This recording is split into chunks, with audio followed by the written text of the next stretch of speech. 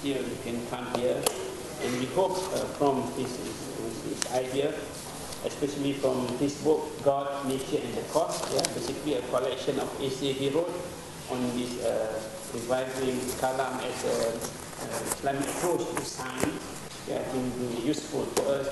And we hope that this will be a kind of ice-breaking or starting point for us to go further. And we also would like to cooperate with National Center for Particle Physics with Program to pursue further this issue. So without further ado, I would like to invite Prof. Basil to give his speech. I am Basil Al-Tai, Professor of Theoretical Physics at Yarmouk University.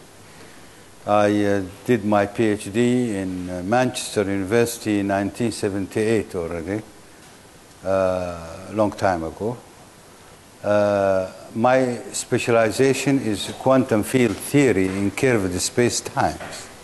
So I worked in this field, and we calculated long time ago the vacuum expectation value for the energy momentum tensor of certain quantum fields in the classical background of Einstein universe, actually. We considered the Einstein universe because of the difficulty in defining a time-dependent vacuum system or a vacuum state. Once you come to consider time dependence, until now, there is a difficulty. And I am surprised that until now, one or two of my very early papers, which were published in Physical Review D78, they are still in citation up to this time. That proves that these are relevant topics to be considered even after all these long years. In fact, since 1989, I started a new interest of mine grew up in Islamic Kalam. This came after my engagement with some topics concerning the philosophy of quantum mechanics. And on one hand, we have problems in interpreting quantum mechanics. For example, the problem of measurements. You know, this interpretation of is very, very, very difficult to suggest. There are many, 4 or 5 interpretations. The dominant one is the collapsing wave function or wave function collapse. But it seems that physicists are not well convinced with any of these interpretations. Recently, maybe in the last 5 years or 10 years, the Bohmian picture of quantum mechanics is coming back again. And many people are getting interested in the Bohmian, etc. There are many things to talk about in this area. And I found that I always have said that, or a question, why particle physics work well when we use group theoretic approach, especially discrete group, and why it fails when we calculate integrals. Divergences appears. In my opinion, it is the dilemma of discreteness and continuity, which is a very, very old philosophical question. Is nature discrete or is nature continuous? I found that the Muslims, the mutakallimun, they're called mutakallimun. Mutakallimun were a group of thinkers who emerged in the 8th century AD, the 2nd century after Hijrah, mostly in Basra and Baghdad and the Abbasic Abbasid era, during the Abbasid era, the Rhine. And this group of people started very well with discussing natural philosophy problems like space, time, motion, force, etc. Topics in physics. But soon they shifted to discuss the more serious problems according to their estimations, which is related to the Islamic creed. How can you prove or support, at least, Islamic creed with rational proofs, with rational evidence? So they went to discuss the what we call ilahiyat, the topics which are related to divinity and divine action in nature, etc. When they discussed physics, they were doing very well, and they had no problem among themselves. Almost, they agreed on certain principles.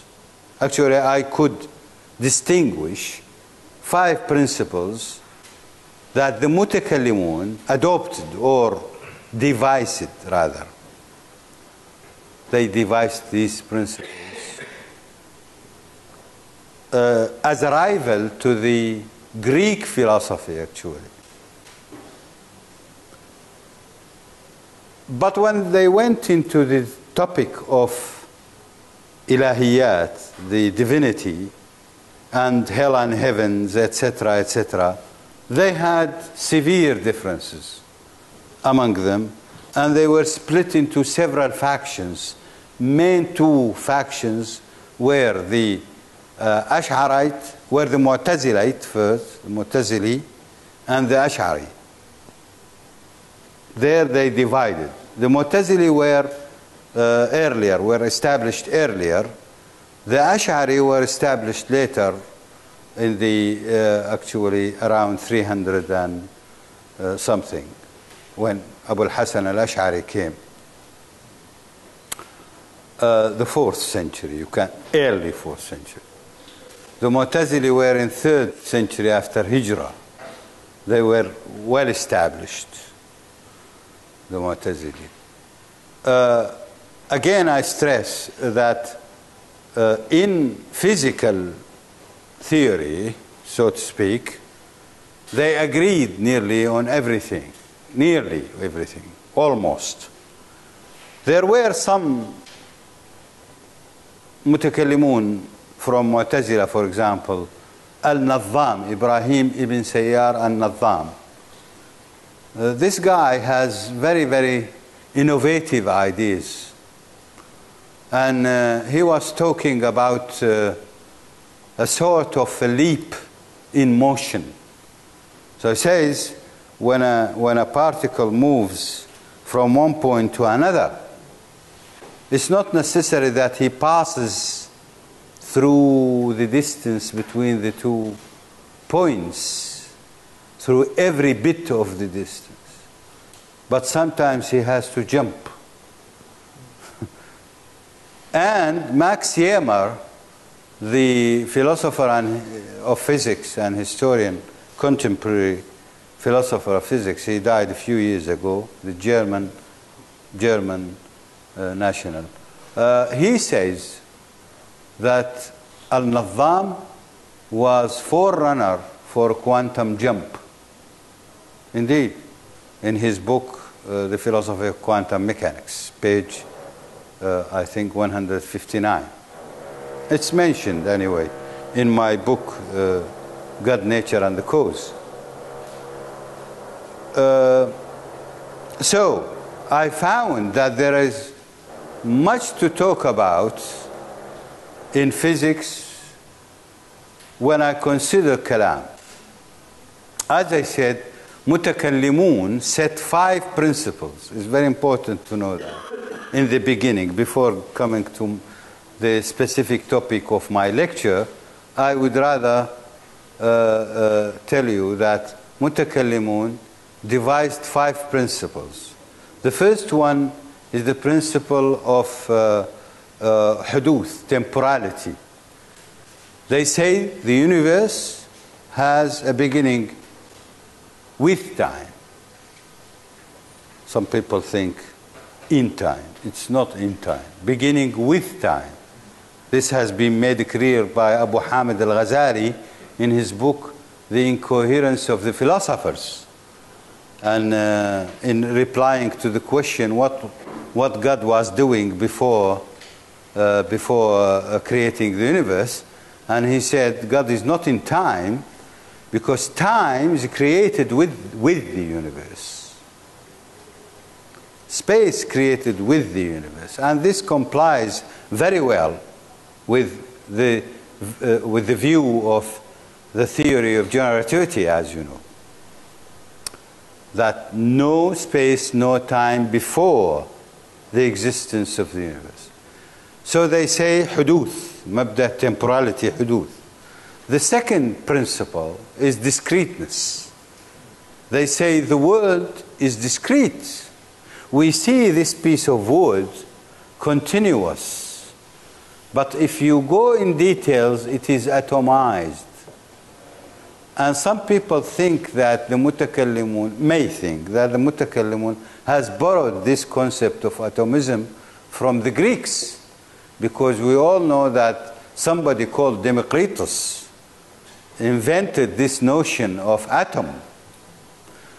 But here we have a very significant difference between the Greek atom and the Islamic atom. 2 contemporary or nearly contemporary philosophers and historians of science has discussed this topic. One of them is Shlomo Pins, the Spanish, I think, is in his book Islamic Atomism, Studies in Islamic Atomism. He has a book, recently it was translated from German to English, but there is also an Arabic translation much earlier than the English translation. And the other scholar is the well-known Harry Wolfson of Harvard University. In his book, The Philosophy of the Kalam, he devotes 20 pages or so to discuss the difference between the Greek atomism, Indian atomism, and the Muslim atomism. And he admits in the end that Islamic atomism is something new, because Democritus' atom is one piece, one solid piece. Muslim atoms is not like that. Muslim atom is composed of 2 elements. One abstract element called Jawhar. Jawhar is like Schrodinger's wave function. It's the most elementary description, devoid of any specification, any property. Something which is very, very elementary without being specified with any property. And then they have the arad. The jawhar is fixed. It's something which is ready to accept a property, to be a property, which is called the arad. Arad in Arabic means something emergent, something which cannot stay for 2 moments. It changes. So they say our atom, the Islamic atom, is 2 parts. It's the jawhar plus the arad. And this jawhar is not like the Aristotelian substance. The Islamic arad is not like although there's some analogy actually, but it's not the same as the Aristotelian accidents. A jawhar is a jawhar, is an abstract entity defining the most basic constituents of the atom, though such a constituent will not materialize unless accepting arad. So it has to catch a property, like, for example, color, charge, mass. But if we talk in the mutakallimun, they didn't know charge, they didn't know mass, so they say color, for example, smell also. They can allocate thiql, the weight. They were not talking about mass. They didn't have even, they didn't know the difference between mass and weight. But as it is always was the case before Newtonian mechanics, long ago, they identified this arad as any property that can be acquired by the jawhar. And the arad, as I said, is continuously being recreated. So when you see this red color, for example, they say, this is red, correct, but this red is being created as red. Then the next moment it goes to the next moment, and moment means a blank time, by the way. It's too very, very small time you can imagine. It goes away and comes back again, and it goes away. Creation, recreation, creation, recreation, creation, continuously.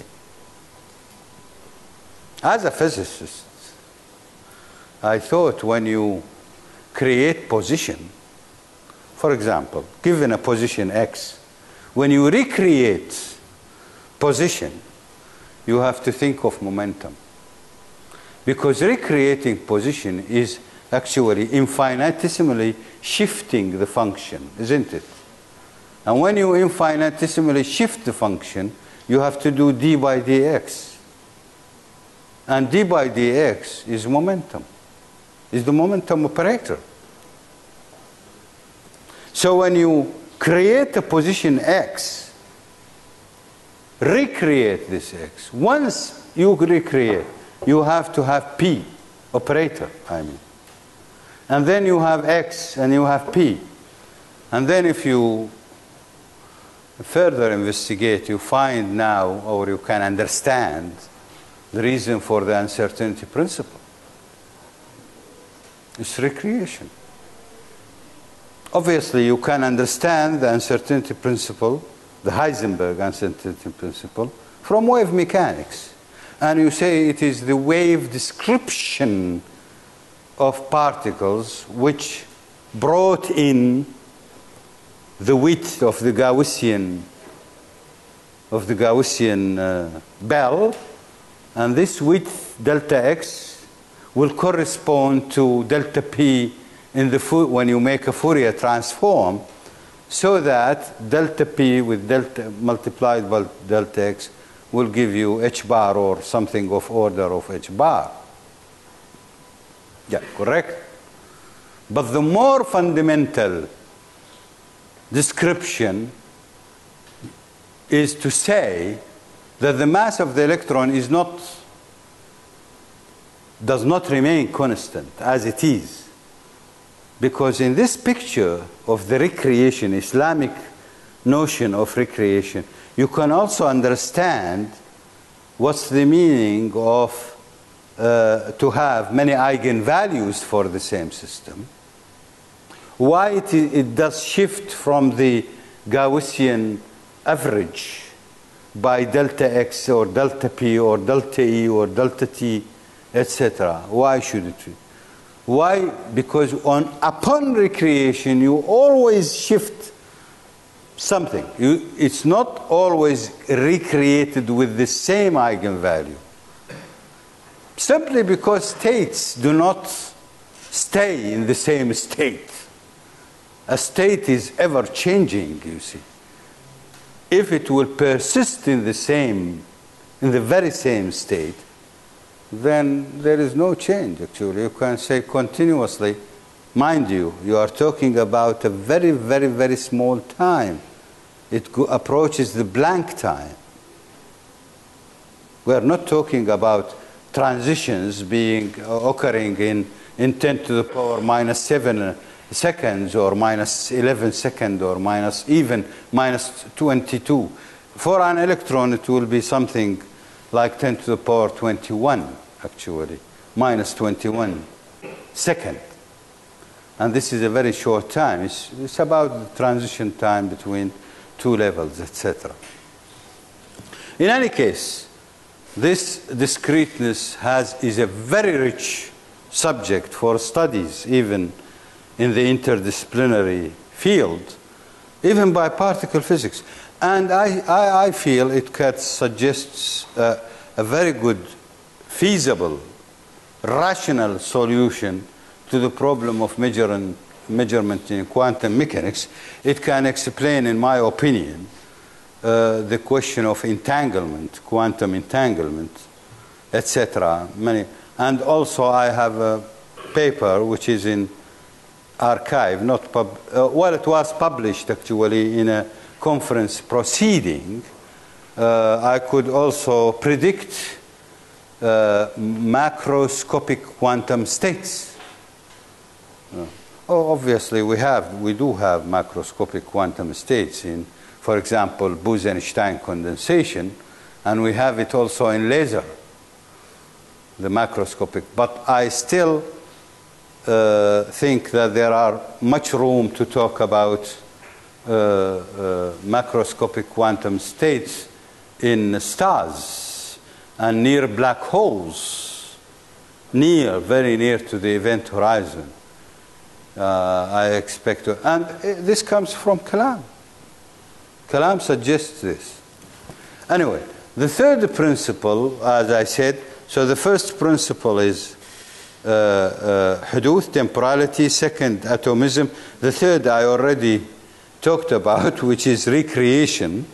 And the fourth is the probabilistic nature of the probabilistic nature, yes, of natural events.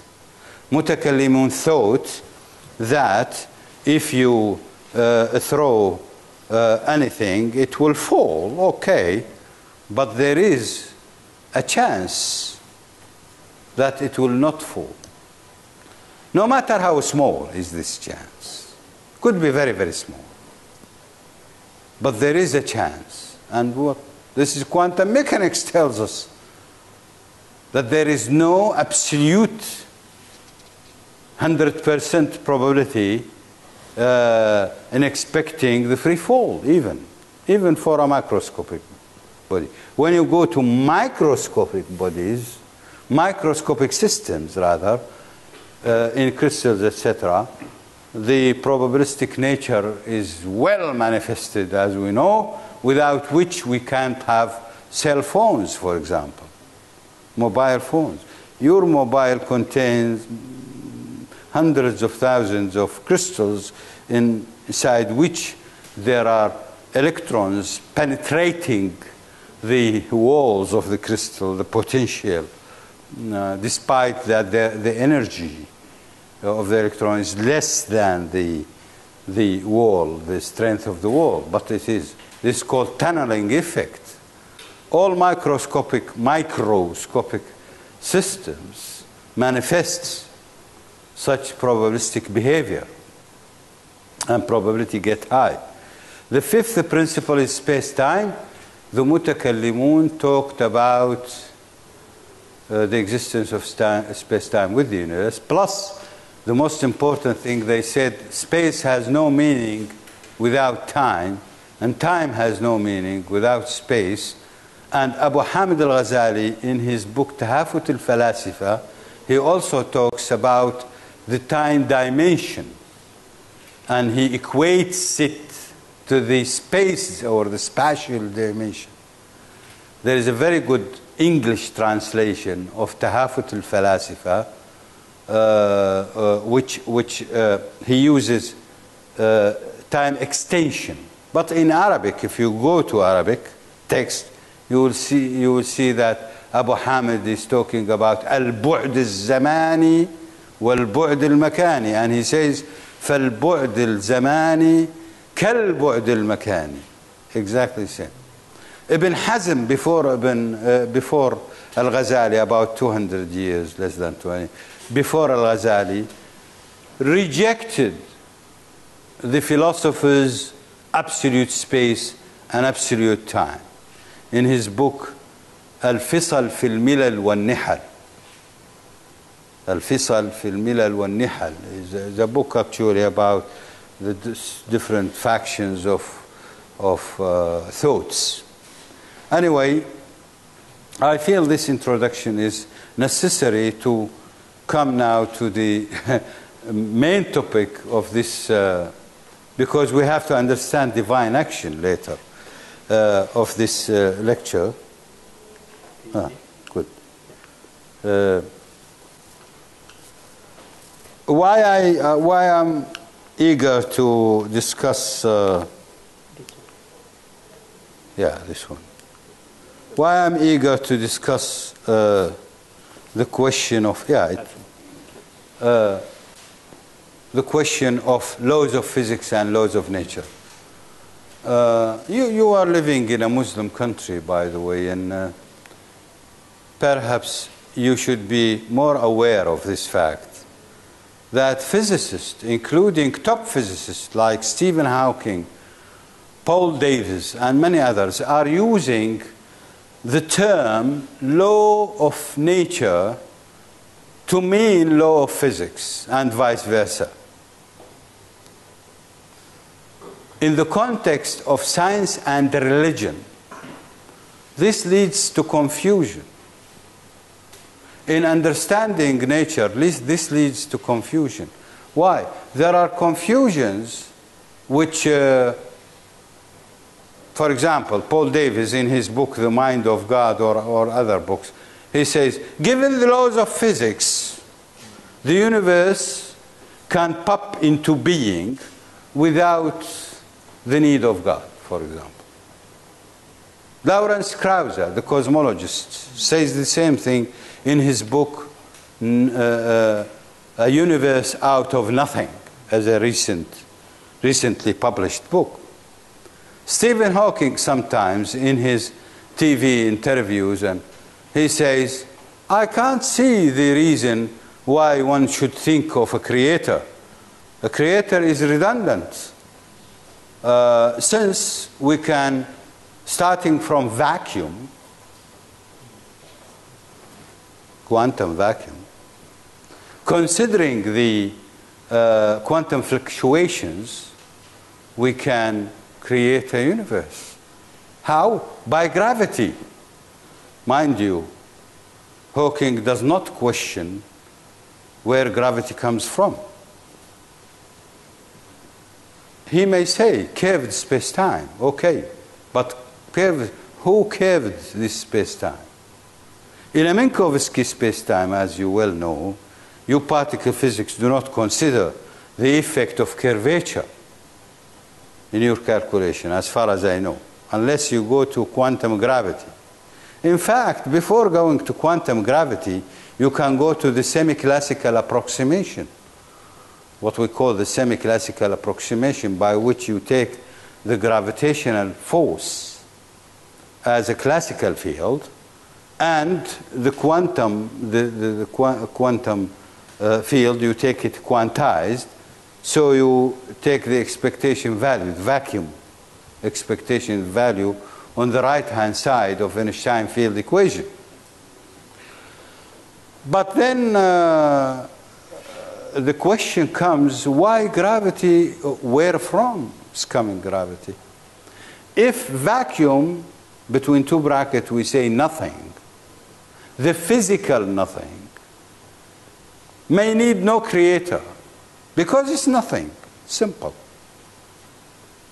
How could, or who, or how could we have gravity without a creator? In the Einstein view, it's a curvature of space-time. Who has curved the space-time? Who created applied such a curvature? Unfortunately, I couldn't find an answer from Stephen Hawking. But the question remains to be posed. So this leads to confusion, actually. For example, we attribute the creation of the universe, events, to laws of physics, while laws of physics are our own mind, our own imagination. Yeah. This has implications in causality also, which I will deliver in the afternoon. Not in the, yeah, I will talk about it also in the afternoon. So they say, no need for a creator and no need for a force to sustain this universe. It is all laws of physics. In fact, laws of nature are the phenomena that takes place without specifying any interpretation. It's the phenomena. For example, I see the solar eclipse. And I don't know anything about physics. I don't know even that the sun, the moon is revolving around the earth. I don't have such an idea, for example. The eclipse itself, as it is a natural law. It's periodic. One important property of the natural law of nature, because natural law may be used in economics and legal affairs. So better talk about law of nature. When you go to the laws of physics, for example, as I said, solar eclipse or burning a cotton or a paper, when you set it on fire, it will burn. This is a law. Freezing of water is a law of nature. I don't know what are the reasons. I don't know what molecules are doing, etc. I know water is freezing when it comes at certain temperature, low temperature. And I call this is a freezing point. Laws of nature are immutable. They do not change. Laws of nature are part of the construction of the universe. And they are indeterministic, as we know from quantum mechanics. As I said a few minutes ago, what we have, according to quantum mechanics, events in nature do not occur deterministically. They are indeterminate. No event can have 100% probability to occur. Therefore, laws of nature cannot act by themselves. They cannot have the ability to act because they are indeterministic in the first place. Laws of physics are our own imagination or our own understanding of the phenomena taking place. For example, when we see two bodies, for example, as I said, when I throw a piece from my hand, falls, and we say, aha, Mr. Newton tells us that there is a mutual force between the two bodies. And this force is inversely proportional to the square of the distance between the centers of the two bodies and is directly proportional to the masses, multiplication of the masses. But then 250 years later, somebody else called Mr. Einstein comes and says, oh, this is all wrong. This picture of mutual attraction, etc., is wrong. Also in mathematics, this law is only an approximation. It's not the correct value. What is it, Mr. Einstein? And he would say it's a curvature of space-time, which causes, it's the curvature of, which causes planets to move around the sun. It's not the mutual attraction force like a rope tying both ends. It's not like that. Or a string. It's not a string. Gravity is the curvature of space-time. Theory completely changes. Calculation changes also. And we discover later that calculation-wise, the Newtonian mechanics and his results when we calculate gravity are only first approximation of the general relativity, general theory of relativity, general theory of calculations. Correct? Therefore, laws of physics are not fixed. Somebody else may come in 10 years' time from now and propose, we have already many other alternative theories of gravity. And he presents a new theory, new laws of physics. But law of nature is the same. The law of nature remains the same. It is our explanation for the law of nature which is suggesting to us a law of physics. What is the importance of the law? The law, the most fundamental property of a law is to be periodic. Without a law, we cannot talk about organized or ordered universe. Certainly. Certainly. This suggests the need for a creator, including what I said, indeterministic nature, means you have set of probabilities, set of eigenvalues, using your terminology of particle physicists. There are certain eigenvalues. Each has allocated a probability. But when such a probability will occur, nobody can tell you. A physicist cannot tell you when this or that value will occur. They can only say, aha, we have this values, 3 or 4 or 10 values, and each has a given probability. Sometimes very low probability, sometimes very high probability. But then, when this low probability, could it happen with a low probability? Yes, of course. This interaction may take place, although it is a low probability event. For example, in the sun, when during after the helium burning, you can actually add 3 helium atoms to make carbon. And then you can add a 4th helium atom to make oxygen. Astrophysicists, quantum mechanics knows that this is a very, very low probability event. But it occurs with high percentage. Why? There is a sort of resonance. Although it's a low probability event in less than 0.1%, by the way. But it occurs. It happens.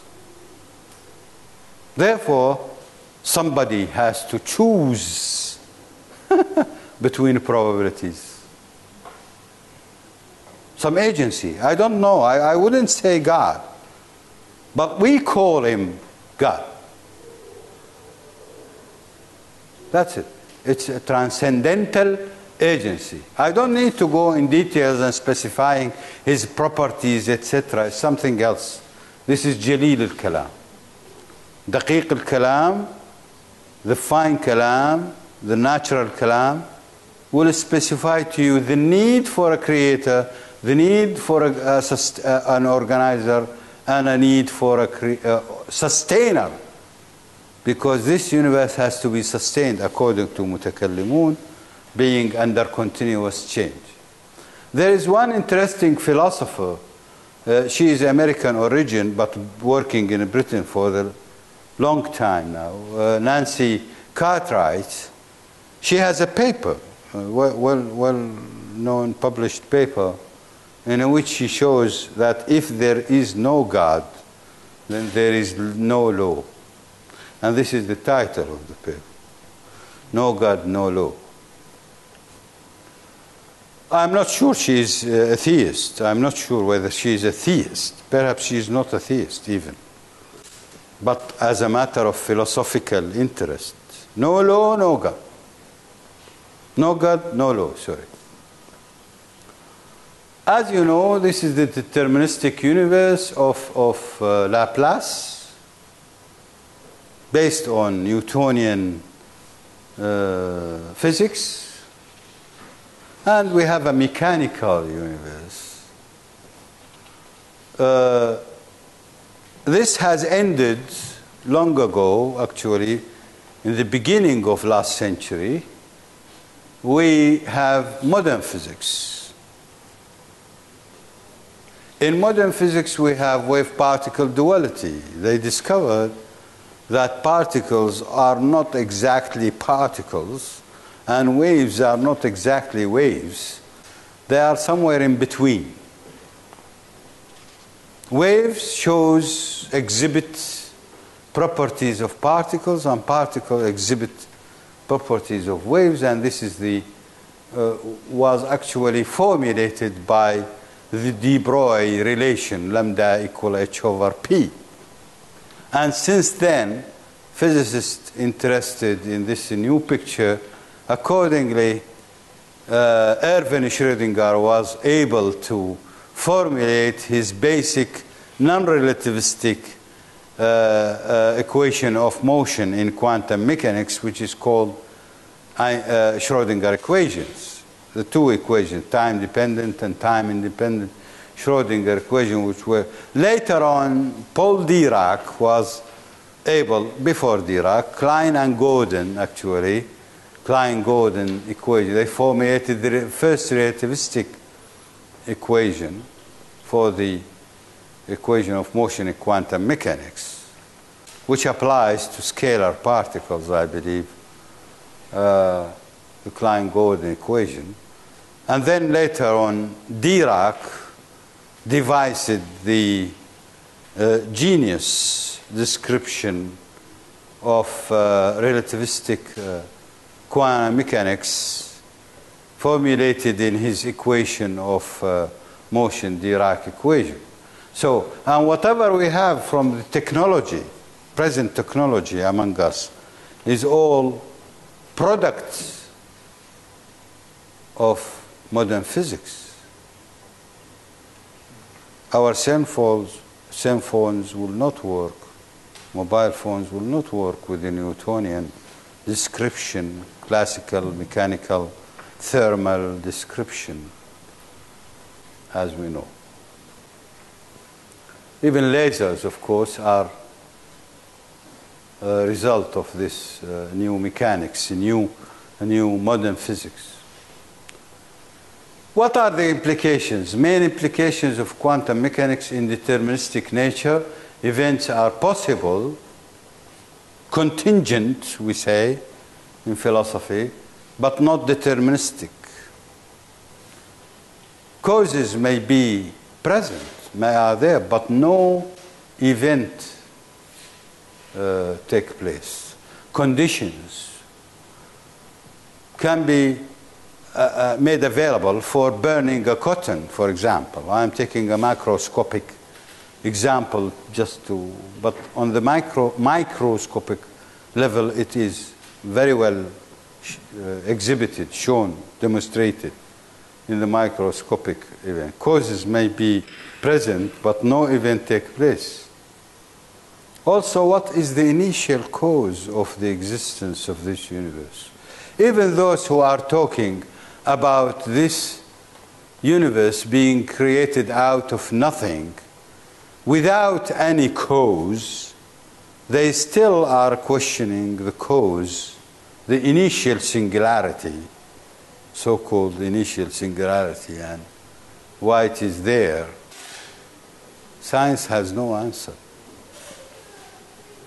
There are uncaused events in the literal sense of a cause.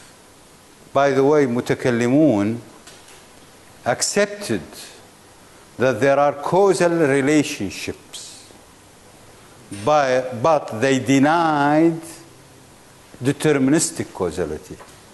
And this has to be clarified because you may read in many books,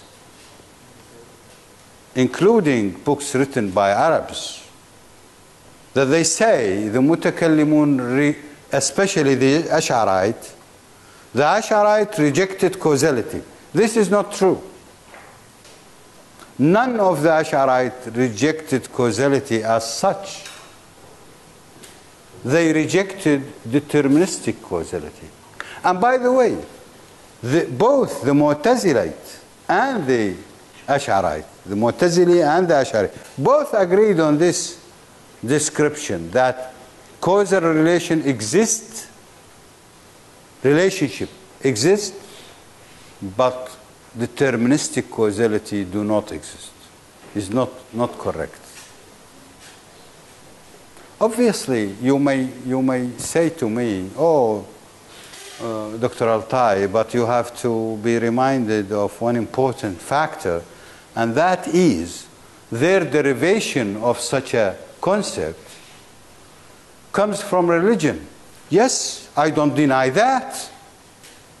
I don't claim that the Muslim mutakallimun had a physical theory developed from natural resources or natural vision. Guidance was from the Quran, no doubt. They read the simple verse, Allahu la ilaha illa huwa al-hayyul qayyum. Qayyum in Arabic means sustainer. They believe in a God who is live, active, all the time.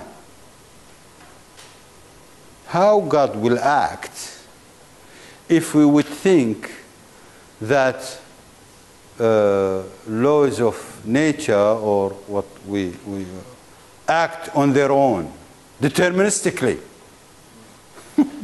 If laws of nature act on their own deterministically, there is no need to God.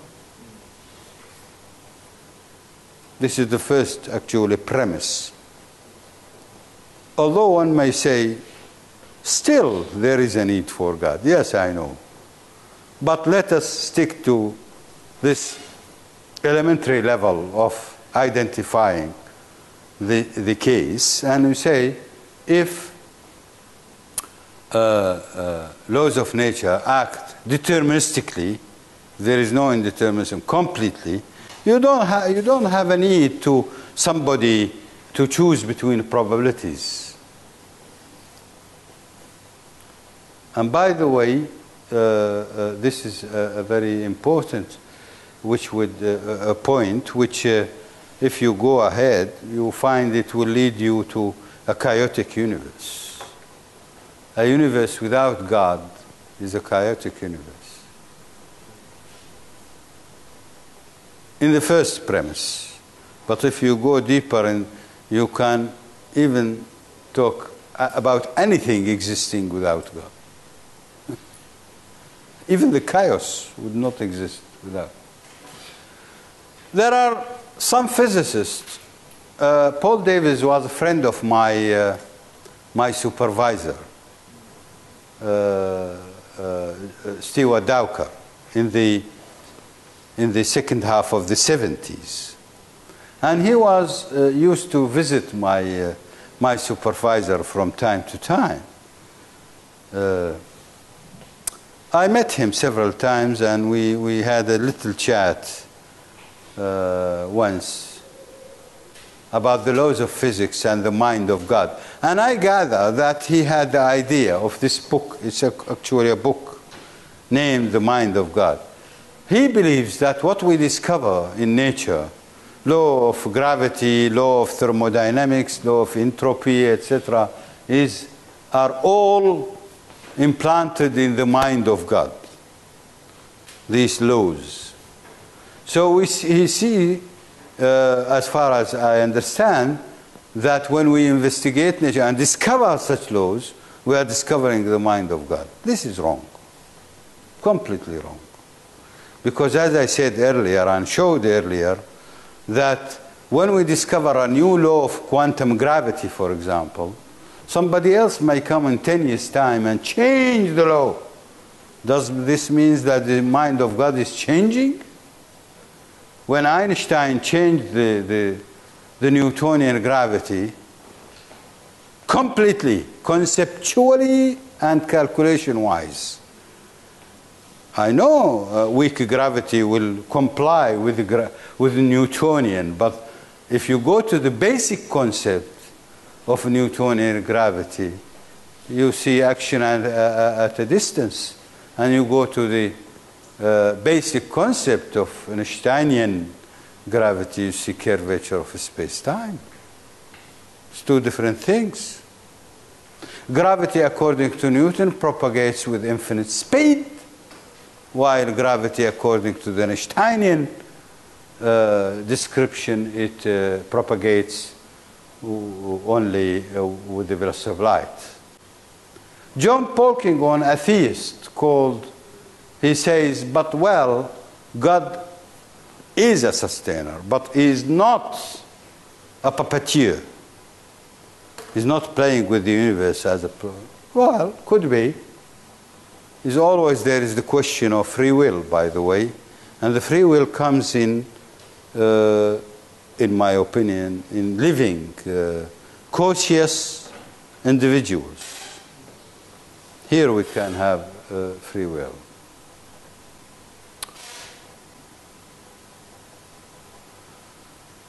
Yeah.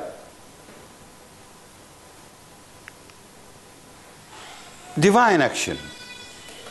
God has created the world with truth and justice according to the Islamic understanding. Sorry. This means that it follows law and order. خلق السماوات والأرض بالحق تعالى عما يشركون. In what I understand بالحق, it means by a law. To follow a law بالحق, because حق is the truth in one, it's justice in one another interpretation of the word. But how can you establish justice without having a balance or a reference? What is the reference? It has to be a law.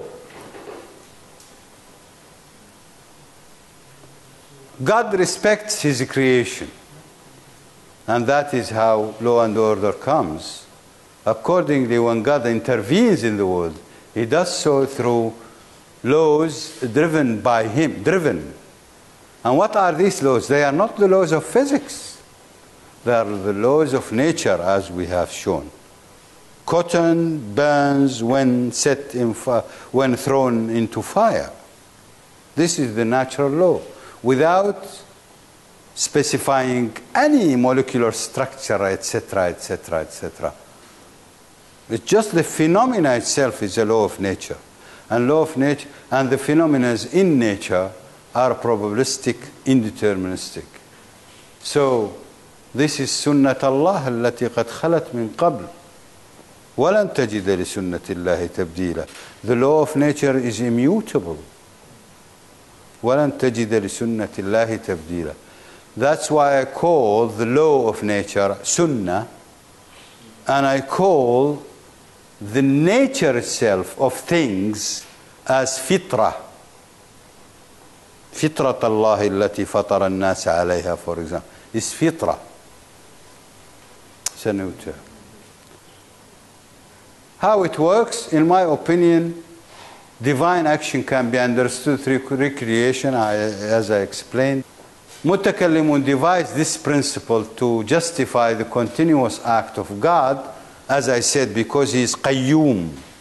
To be qayyum, laws of nature has to be indeterministic, and this agrees with quantum mechanics, as we said. متكلمون devised this principle to justify the continuous act of God to sustain the world. الله لا إله إلا هو الحي القيوم. Now at this age we can understand this principle with deeper implications. As physical parameters are recreated, as I explained this already, it affects a conjugate parameter. For example, if you recreate position, you should expect generation of momentum, and vice versa. For example, yes, recreating the position. This also can explain the foundation of Heisenberg's uncertainty principle. I already explained that in the context of the second or the third principle of Kalam. And as I told you, the recreation principle can explain many, many problems in quantum mechanics, including the measurement theory, the double-slit experiment, you know, the famous Feynman says, I can't understand the quantum mechanics. How the hell two electrons come, or two photons come through the two slits at the same time? The recreation principle can explain that. It tells you that the two photons or two electrons, let's consider, are under continuous recreation. Recreation time is 10 to the power minus 22 or 21 seconds. 10 to the power minus 22. If you calculate, by the way,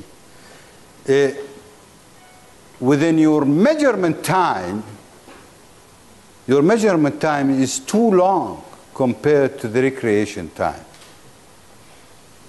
Your measurement time is too long, again, compared to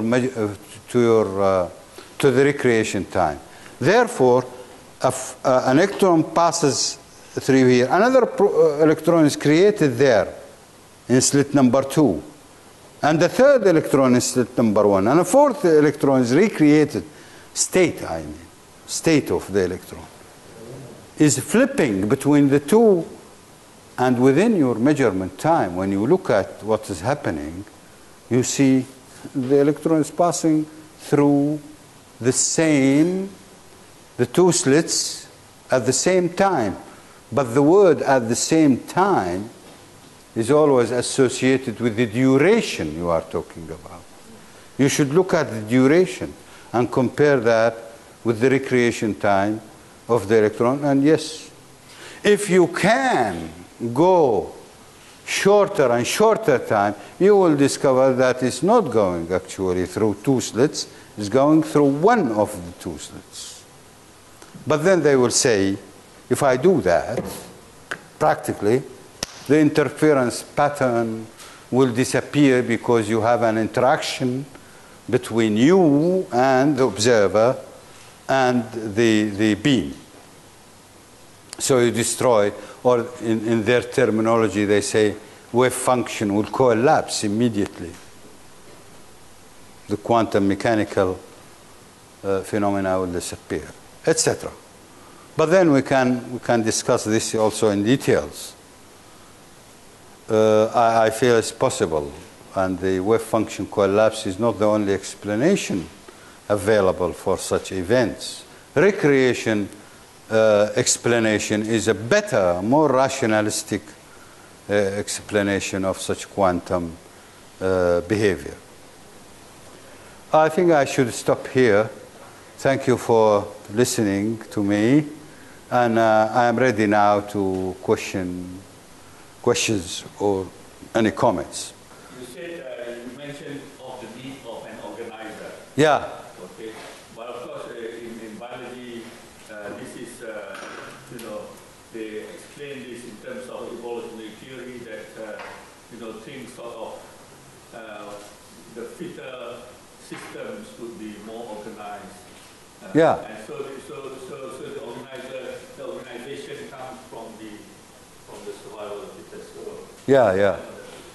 That all laws of nature needs a driver, because laws of nature, I hope you figured my argument.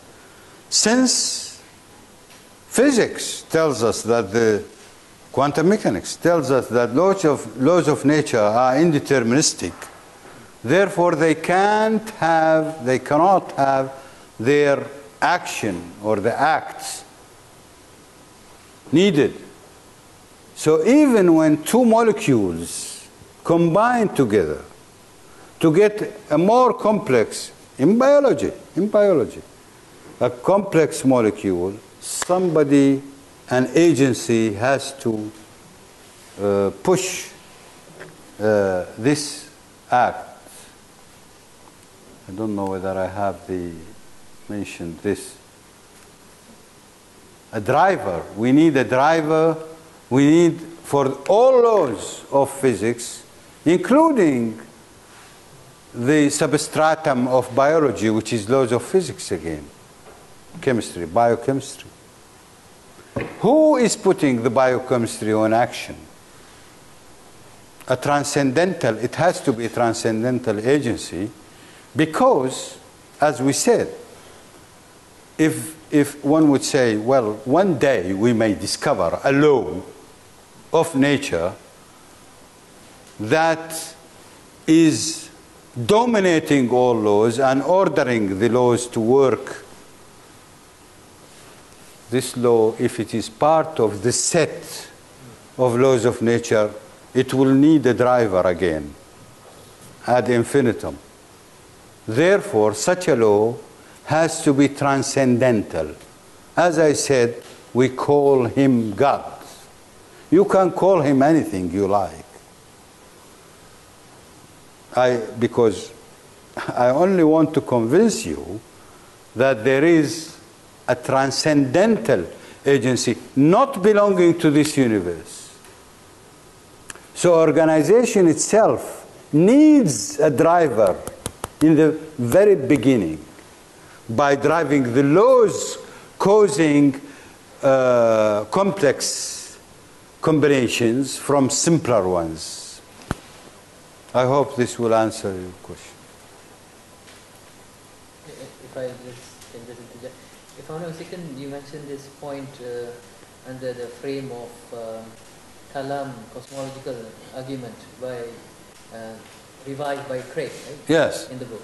Yes, I mentioned in the book, in my book, that Kalam, that William Craig, who is American philosopher, actually reiterated Al-Ghazali's principle of the Kalam cosmological, and he called it Kalam cosmological principle. Al-Ghazali said very simple words. He said it in very simple words. Everything which has a beginning, which begins to exist, must have a cause. And the universe began to exist.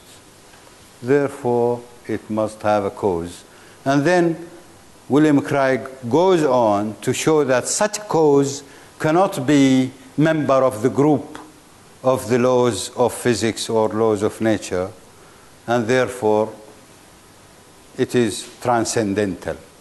It's in parallel actually to my argument here. Yeah. So he was actually agreeing to the Kalam. Oh yes. Not. Oh yes. I have written to William Craig, and I told him, you are talking about one of the principles of Kalam, of Daqiq al-Kalam. In fact, there are other 4 principles. And he said, I am sorry, I am not aware of the other 4 principles. In short, he answered me, saying, I am not aware that there are such principles. But this was before writing my book, the Daqiq al-Kalam, the Islamic approach to natural philosophy. I will send him a copy, I hope, once the book is published. The book will be published, I hope, in the next few months. It's a big book, including some biological topics I have discussed, by the way. I have discussed in one chapter in this book, Daqiq al-Kalam, I discussed evolution, the Darwinian evolution and non-Darwinian evolution, I believe evolution is correct, no doubt, evolution. But the theory, the Darwinian theory of evolution, in my opinion, has big loopholes, especially when talking about random mutation. I believe in adaptive mutation. It's more realistic. I have many questions. Yeah. Well, start with the most important ones, because we have to. The first one is about this, because the topic is about laws of nature, laws of physics. Yes. You differentiate between the two. Of course. I realize that there are similarities between your arguments with the positions taken by philosophers of science or physicists themselves with regard to realism, the philosophical position of realism vis-a-vis the others, like nominalism. That's right. That's right. Perhaps the most prominent philosopher is Immanuel Kant, who mentioned this separation between phenomena and noumena. That you can always attempt to have a more and more precise account of reality of the phenomena. Correct. But you can never attain to the noumena, the things in themselves. So that was the position of Kant. Like Abraham, the philosopher of science, mentioned that the whole scientific enterprise, the whole physics enterprise as a research program that we can perhaps explain to or Pythagoras is to give description of the appearances, say the appearances you mentioned. But so in order to do Not that, to the actual reality, yes. So we always construct models. Correct. So that is the extent of our knowledge. Correct. Correct. So the issue between the scientists and their confusion between laws of nature and laws of physics perhaps stems from their rejection of anything that cannot be ascribed via the epistemology. Yes.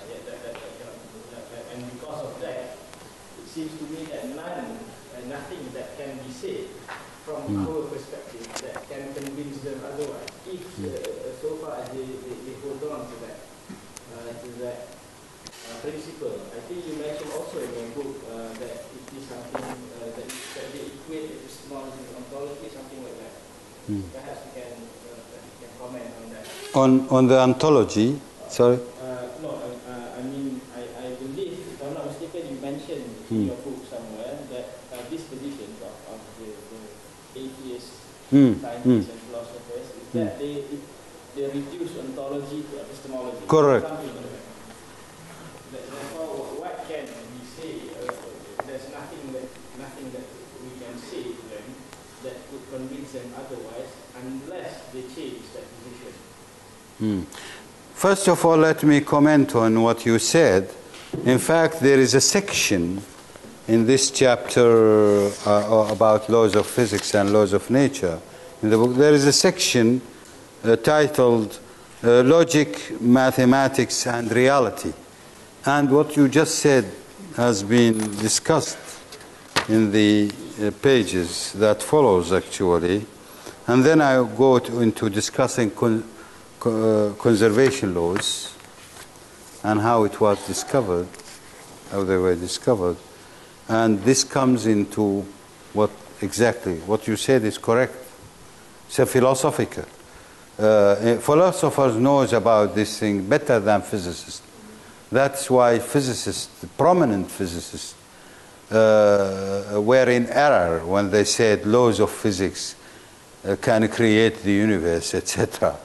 They cannot say even laws of nature can create the universe, because as I said, the laws of nature needs a driver. Laws of physics cannot do anything at all. Laws of physics are description. But concerning ontology, I think I came across reducing ontology to epistemology. I came across it when discussed the notion of atom in Islamic description. And I said that the jawhar is an epistemological. I think where I It's an epistemological entity rather than an Jawhar itself. The Jawhar itself, if you like, substance in the Aristotelian term, but not in the Aristotelian sense, is different. It's an epistemological entity. However, Jawhar, according to Mutakallimun, cannot exist unless acquiring arad, a property, would not materialize. Therefore, I can only understand that the Jawhar exists as an epistemology. An epistemology. So when we talk in theological terms, we can say, for example, that the whole world was known to God. Known. في علم الله. And then it was converted from a notion, an idea, and whatever you like. It's difficult to say idea of God. I don't like these terms. Because when you talk about God, you should be very sensitive, very careful not to follow the old kalam methodology and terminology, and you fall in problems. Because one of the main problems which made people hate kalam in the past is going through something which is going through discussing topics and using terminologies which are not acceptable to the pure Islamic creed. That's why they had problems, by the way. Now in the new kalam I am suggesting, we avoid getting into such topics. For example, discussing the divine properties or divine sifat, attributes, divine attributes. The chapter of divine attributes in the old kalam makes hundreds of pages. The chapter of the same chapter in the new kalam makes only few pages, less than 10 pages. Because we take it as it is in the revelation, in the Quran. Allah subhanahu wa ta'ala has a knowledge. We don't dig too much. How is the knowledge of God? Allah Sami', Basir, etc. We don't say, does he see with an eye? What sort of an eye he has? Allahu Qawi, does he has hand? وَالسَّمَاءَ بَنَيْنَاهَا بِأَيْدٍ. Does God has hands? The Quran says بِأَيْدٍ. And we say all this, we take it as it is in the Quran. And we understand that hand is a force, is a capability, is ability. Stop, full stop. We don't get into details. Because going into the details in a field full of minds would cause problems, you know. And will lead us nowhere. So in my opinion, the philosophical thinking you were talking about is correct. Yes, but it should have certain limits. And the limit is the region of validity, range of validity. Even theories of physics has range of validity. Correct? So philosophical thinking should have a range of validity too. But my question is on observer effect. I reckon you mentioned something on the double-slit experiment. Now, under one, the question would be, how would you explain this from religious or from Kalam perspective? I really have no knowledge on that, and I would really wish to know more how that could be explained from Kalam perspective. And number two is, like, since this experiment happened and it was a big boom, like, trying to say that, oh, this is going to change everything and all that, I don't think much development has happened on is electron ontology or epistemology? Actually, it's both. When you write to me the Schrödinger wave function of the electron, or even the Dirac wave function, never mind. When you write the Dirac wave function for the electron, or the wave function, it is epistemology. All physicists know, when you ask a physicist, is the wave function psi a physical entity, a physical thing? We say no. It's not physical, because it can be complex. Complex means real part, imaginary part. Imaginary part means square root of -1. Therefore, it's not measurable. A physical object has to be measurable. So when you ask me, is the electron wave function an ontology or not? I say no. It's not ontology. It's pure epistemology. And when we come here to the young lady's question about the observer effect, I don't see that the observer effect has any ontological presence, in my opinion. No experiment tells us. They claim, in theory, they claim that there is, for example, John Wheeler claims that there is even a late time observer effect. That's what the theory generates. It's a theoretical artifact. The Two-Slit Experiment, again, is another. When you see the Feynman tells us that the electron is passing through the two slits at the same time, this is only epistemology. Because your same time is 10 to the power, say, -4 or -6 seconds, while the actual time which you should consider is less than 10 to the power -21 seconds. Then you will see the proper ontology in that case. Beyond that, it's epistemology. I don't see the atoms of this wood. So in fact, the atoms of this piece of wood are epistemology. It's generated by my theory to explain the behavior of the world. I generated the idea of atoms.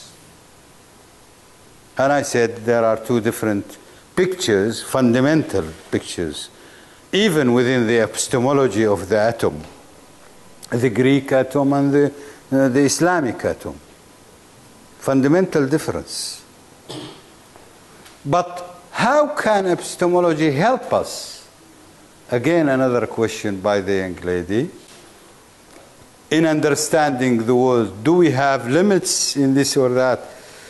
Yes, of course, always, as long as we dwell into, we go deep into trying to understand the abstract, we are actually converting what is in epistemology into ontology by showing or demonstrating, as they say in philosophy, and in physics they say prove, that such theories can be verified. So certain theories, for example, again, the Einstein-Podolsky-Rosen conjecture of the entangled states in 1935.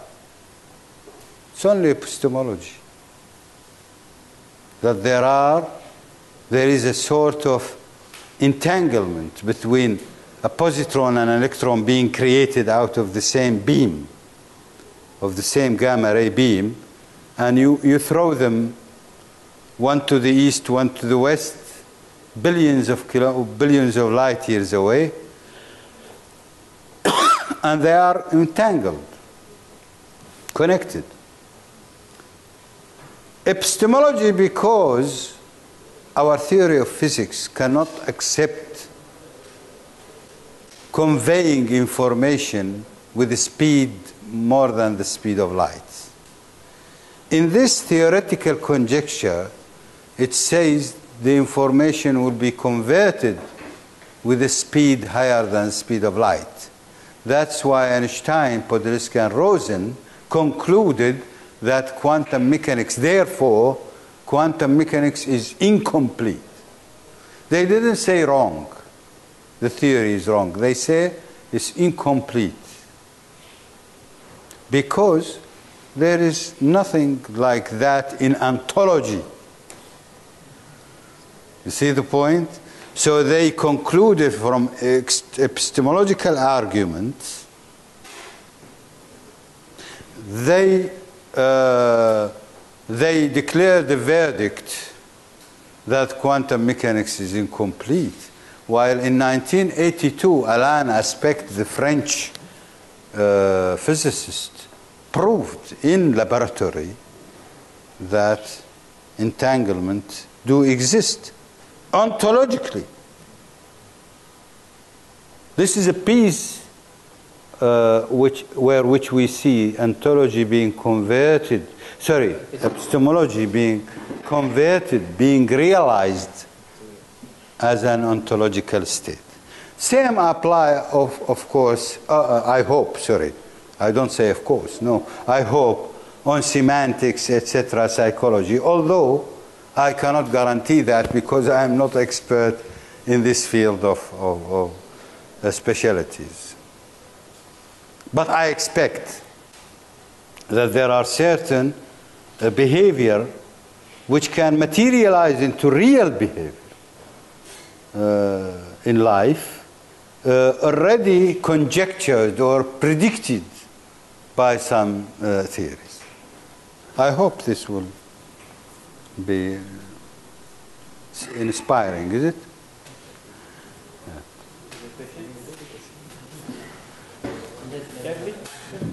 Yeah. One more question.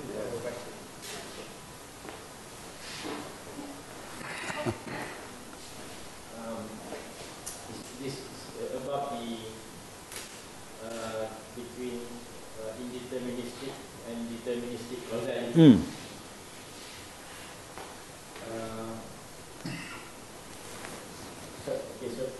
But if quantum states, the Copenhagen interpretation, wave function collapse into the eigenvalues and functions and the respective probabilities. Yeah, this is epistemology too. Yes. But we see it happens in the Double-Slit Experiment. So Nobody sees the wave function collapsing. Okay, not the wave function collapse, but the result of the... Yeah, the interpretation, yeah.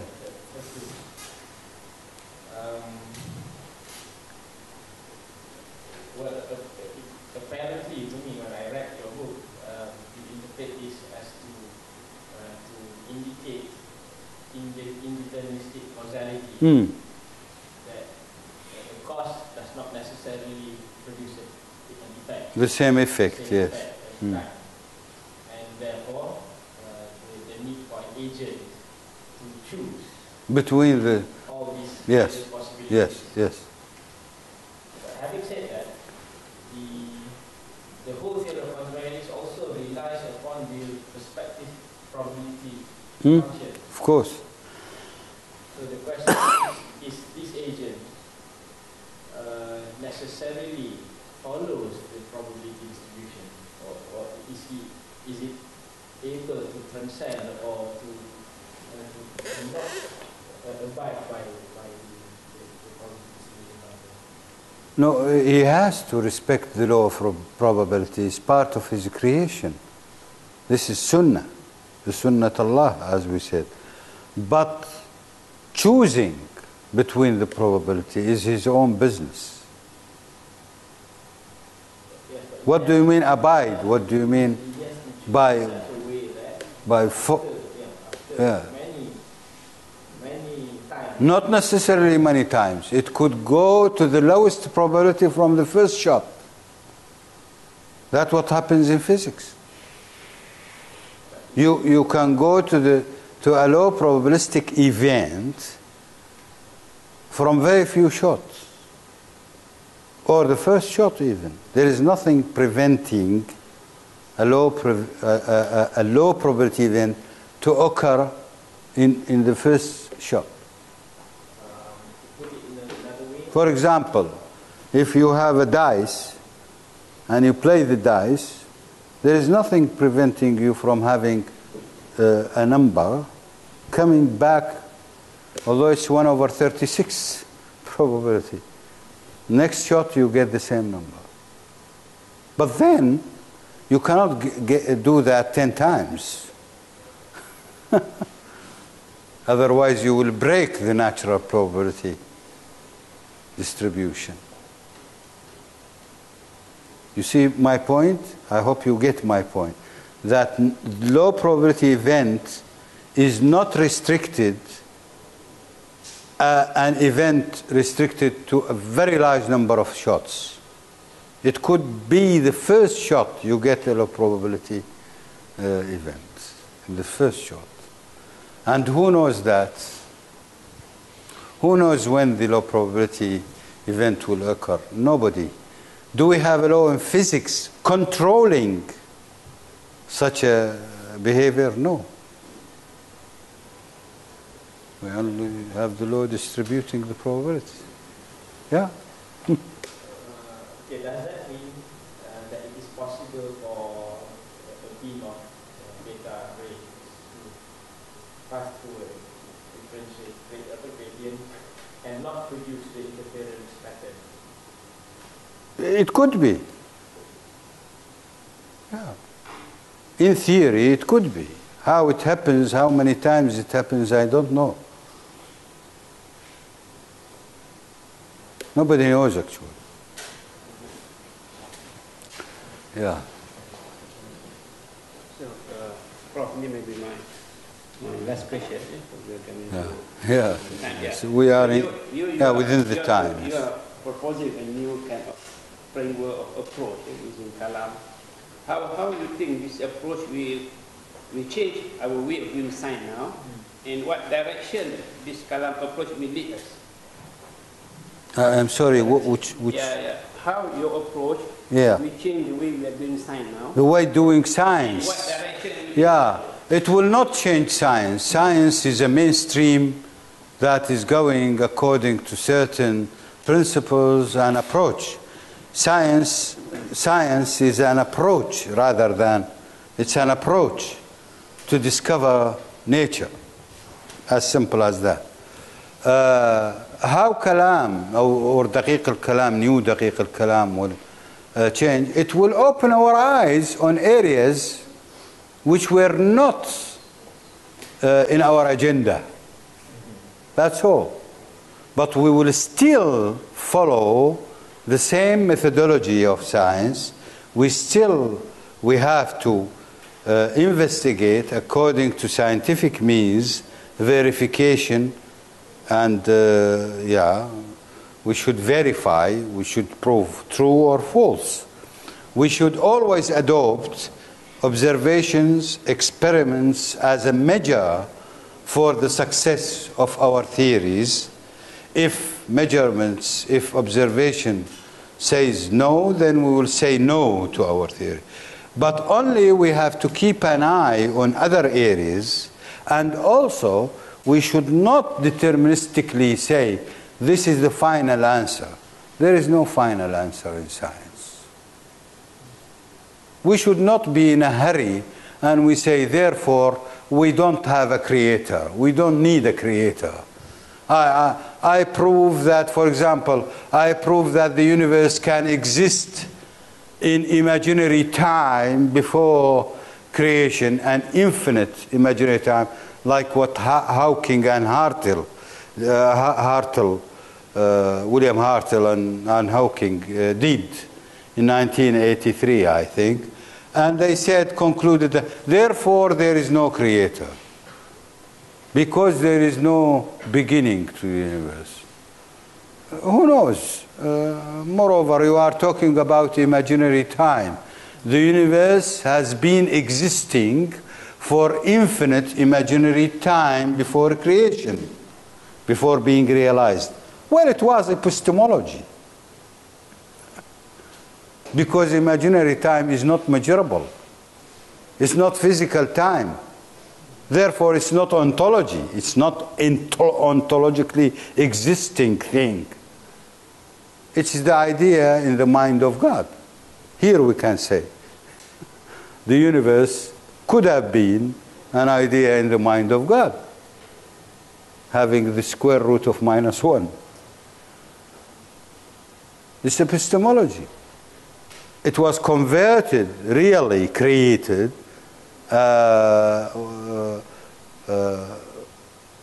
when it became to exist.